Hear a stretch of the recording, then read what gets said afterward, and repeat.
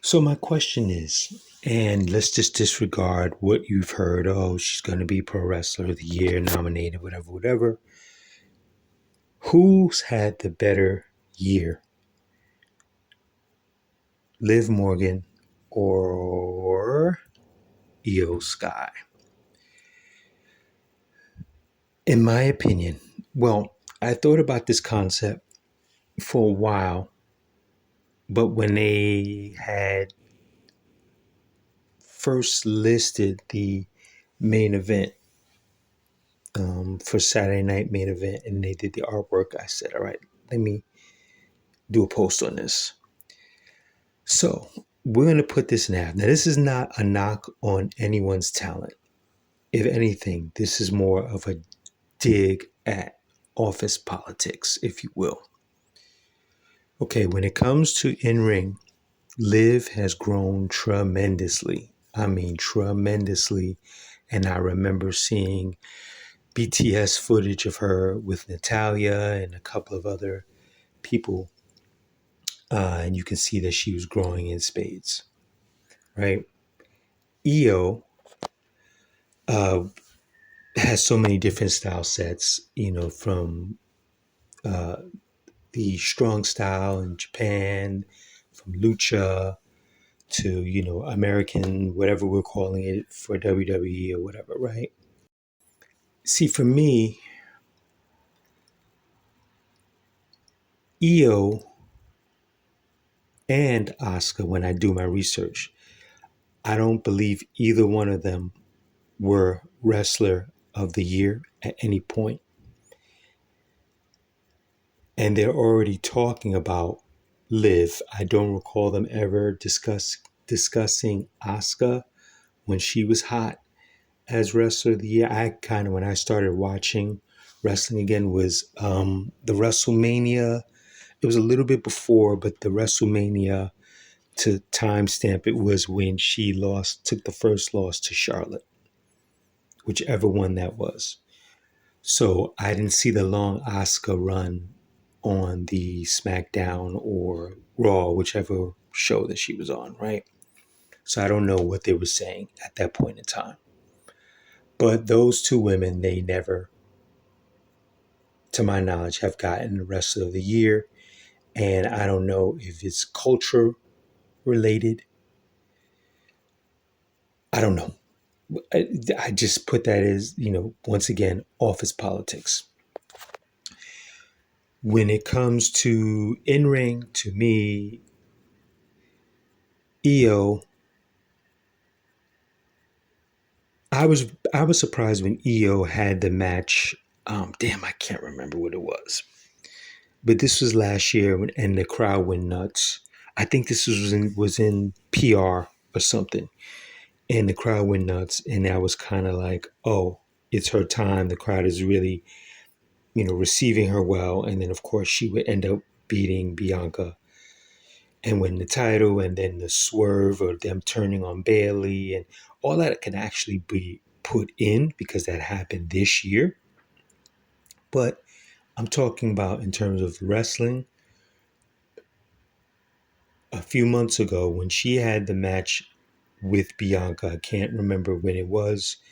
I just remember it like tore the house down, and it just reminded you of who she was. Bianca already got it in spades. The crowd already loves her.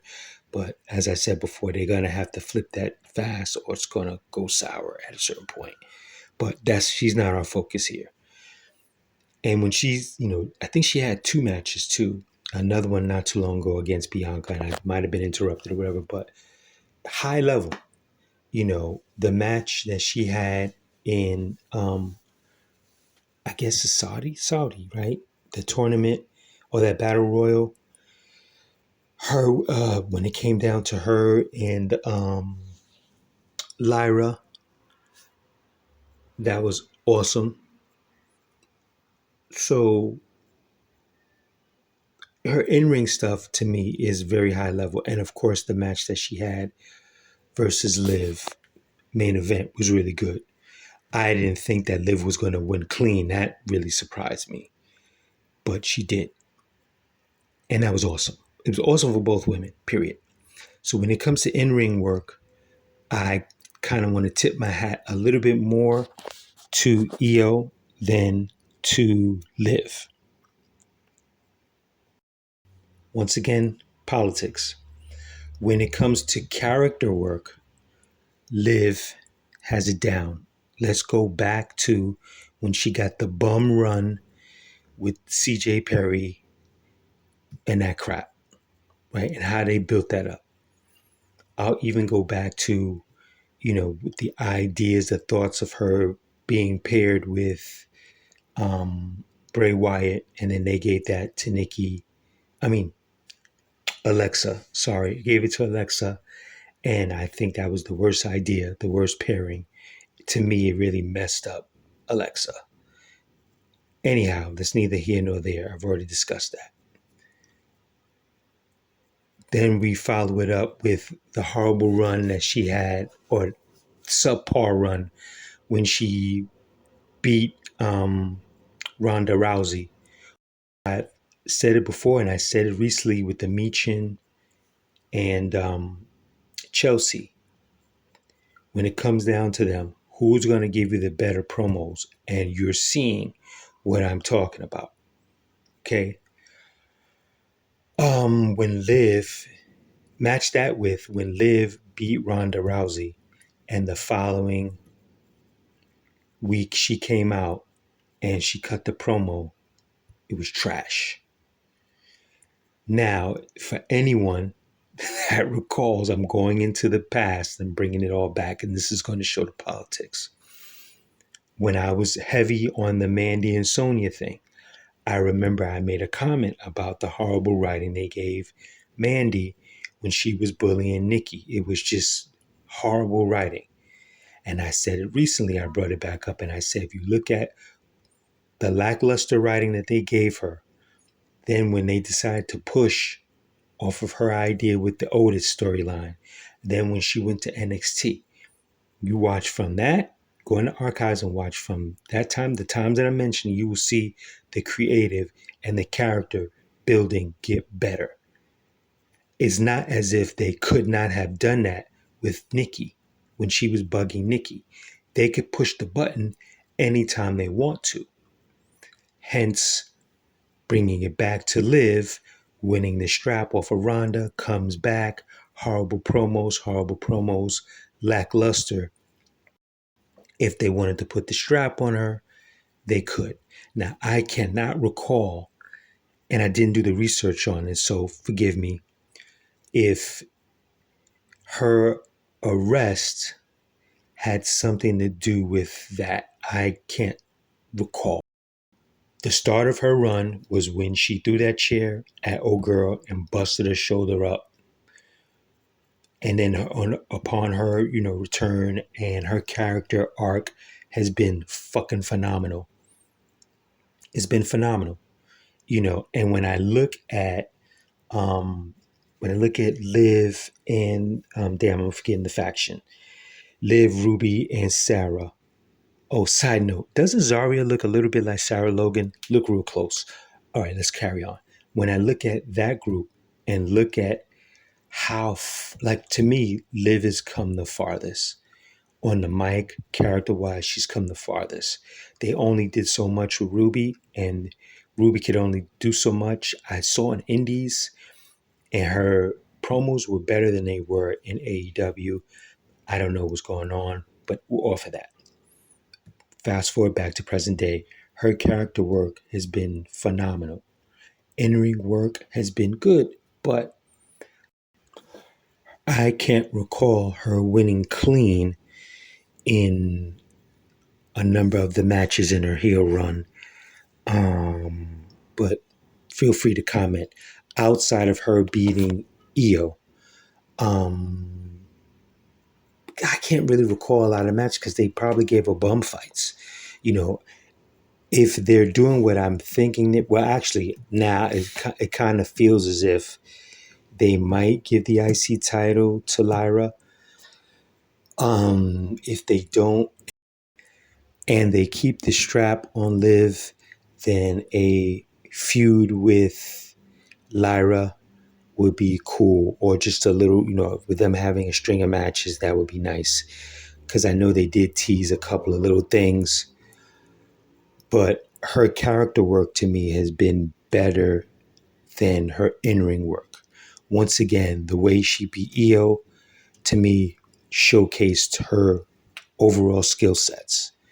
That at this point, there really is no reason for her to have to cheat other than just to keep the heel factor in check.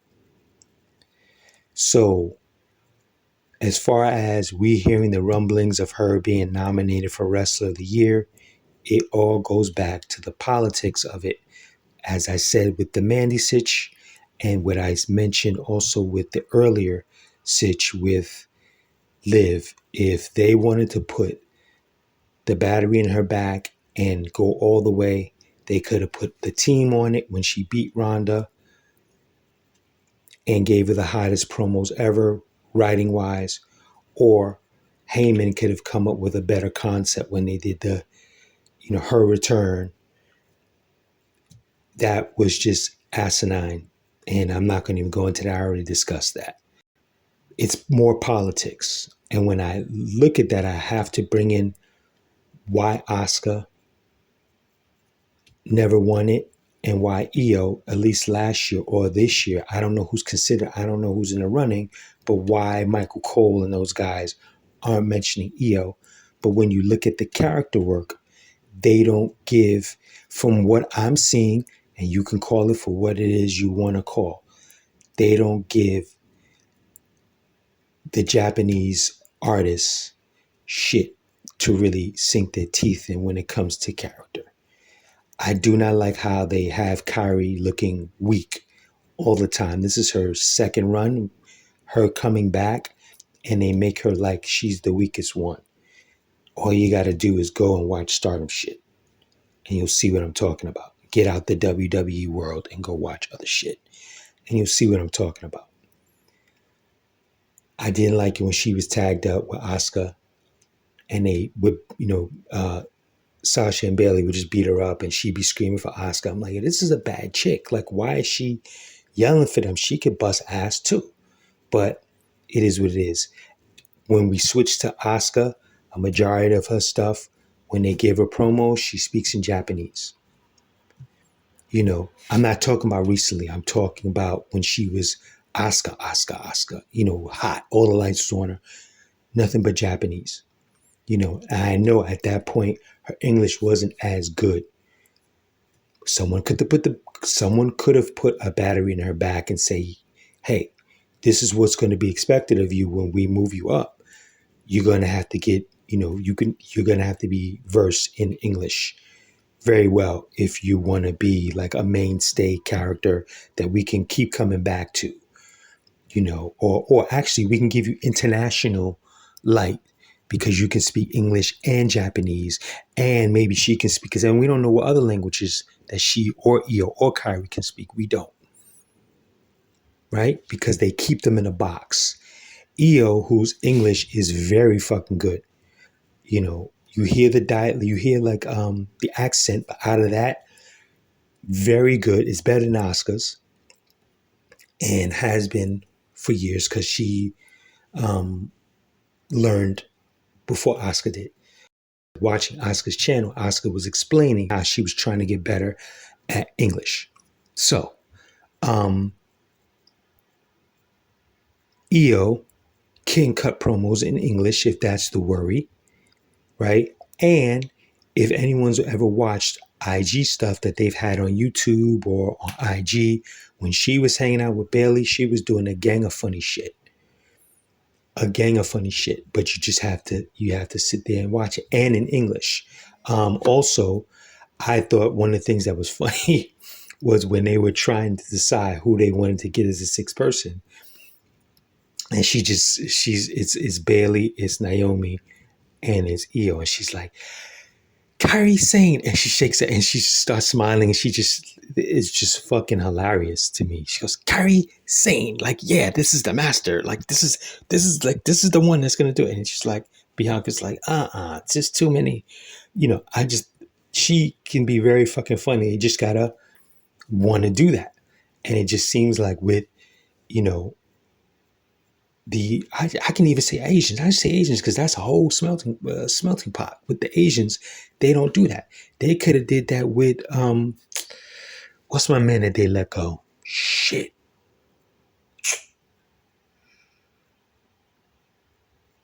Oh damn, I can't remember his name.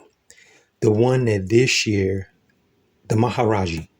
They could have did with the Maharaji. I said it here before. I felt that what he did with The Rock, he should have been Cody's first match after Cody won the belt, just as a reward. Even if we knew that we were going to terminate you, even if we had knowledge that, hey, we're going to let him go, but to reward you, we want you to have a dope match with Cody. We want you to be Cody's first match and go out in a bang. But they didn't. They see him as one. And this is where, once again, I say the brainwashing. You will always constantly hear me say. In fact, I was on YouTube and I just saw a thumbnail, someone saying that SmackDown sucks.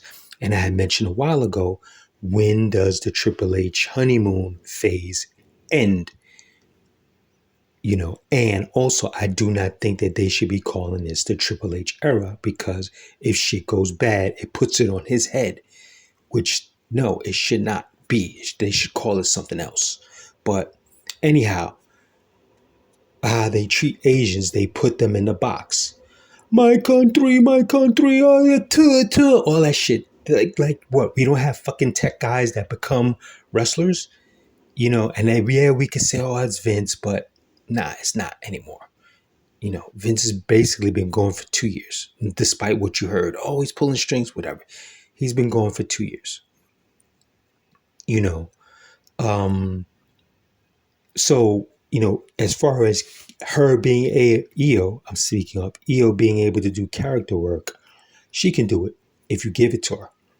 So if she had dope character work, even when she flipped on Bailey, they gave her a little bit of character work. A lot of times she was just quiet, doing it with her face, expressions, and then the girls would just go harass Bailey.